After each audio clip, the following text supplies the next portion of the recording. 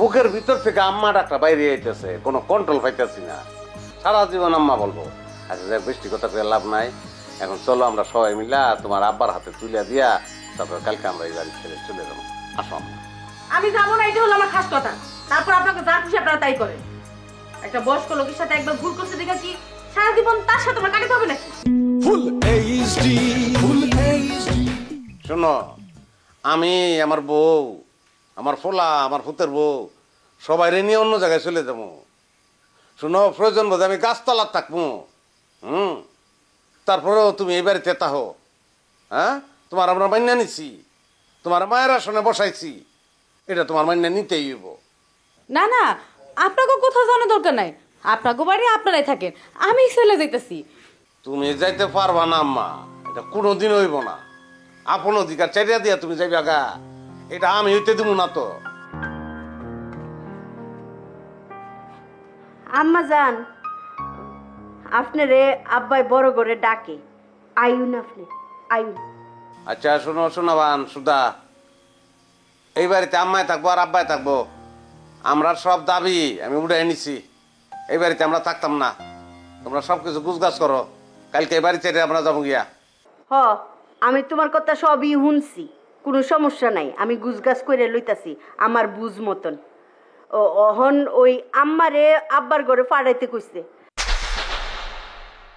আইউন আপনি সুদা, তুমি আমার লগে আইও, বহুত কিছু গুজগাছ করুন লাগবো, কাম আছে। আইও আইও। জি আম্মা, আসতেছি। দাদি আম্মা, আপনি তাড়াতাড়ি দাদা জানের ঘরে যান। দাদা জান আপনার জন্য অপেক্ষা করতেছে। এই, আপনি আমার দাদিমা কেন বলতেছেন? হ্যাঁ, কি করব দাদি আম্মা, সম্পর্ক এমন একটা জিনিস, সেখানে বয়স কি খাটে?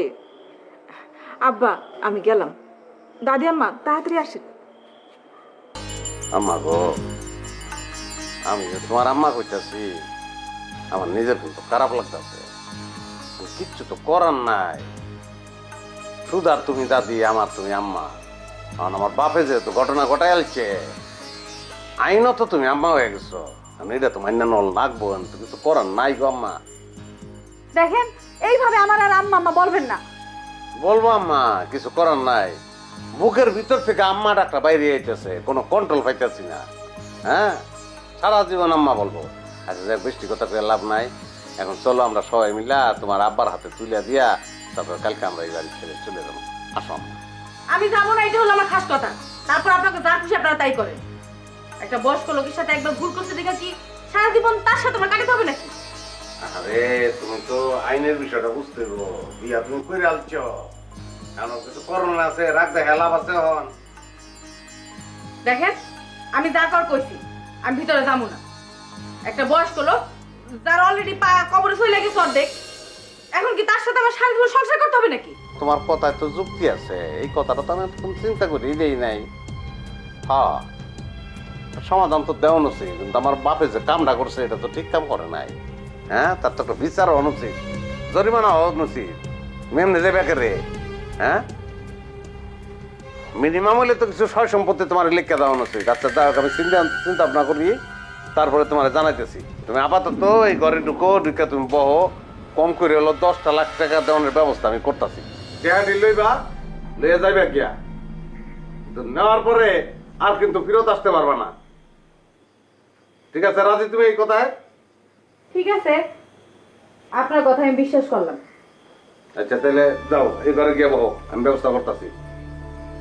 যাও।